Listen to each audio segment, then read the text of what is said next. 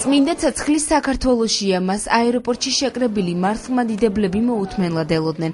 მაცხოვრის საფლავიდან გადმოსული ცეცხლი აღდგომის ლიტურგიის დროს ყველა ტაძარში გავრცელდა და მორწმუნეებს მისი სახლში წაღების საშუალებაც მიეცათ.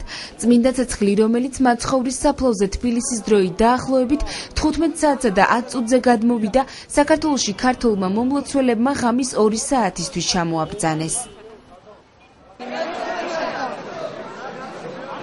Христианство!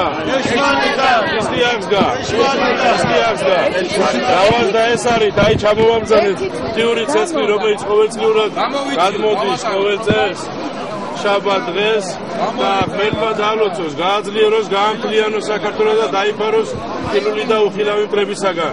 ქრისტიანსგა!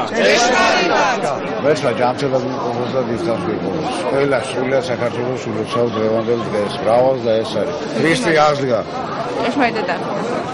ილოცავთ ყველას ქრისტეს აღდგომას, რავაზდა ეს არის და დასტავარია საქართველო გაბწყდეს და იყოს თავისუფალი.